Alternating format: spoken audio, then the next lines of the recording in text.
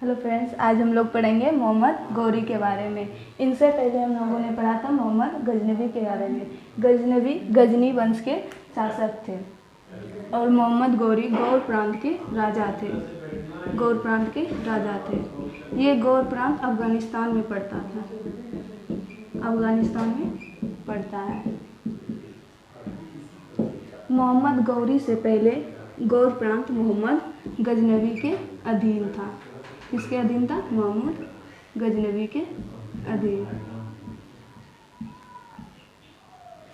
मोहम्मद गौरी एक तुर्की था। कौन था? एक तुर्की था। इन्होंने भारत में सर्वप्रथम तुर्क सत्ता की स्थापना की।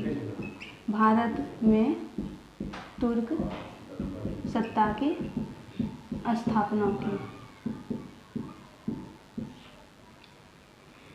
मोहम्मद गौरी ने भारत पर सर्वप्रथम आक्रमण 1175 ईस्वी में किया था। कब किया था? 75 ईस्वी में। ये राजा बनने से 2 साल बाद, मतलब मोहम्मद गौरी गौर प्रांत का राजा कब बना? तो 1173 ईस्वी में।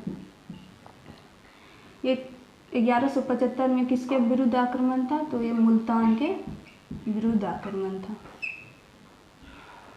और मोहम्मद गौरी का दूसरा आक्रमण 1178 ईस्वी में था। गुजरात के पाटन नामक नगर जिसके राजा थे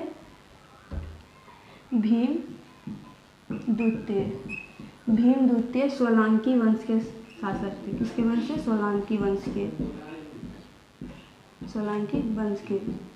सोलंकी वंश के संस्थापक थे मूलराज प्रथम। कौन थे? मूलराज प्रथम।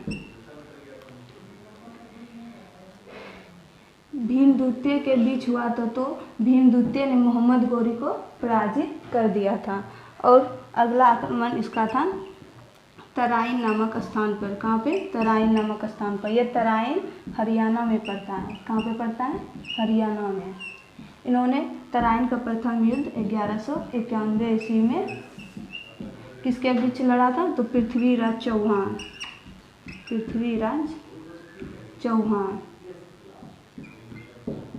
चौहान के विरुद्ध लड़ा था, जिसमें से मोहम्मद गौरी पराजित हो गया था और बुरी तरह से हार गया था। पृथ्वीराज चौहान वंश से संबंधित थे और चौहान वंश के थे।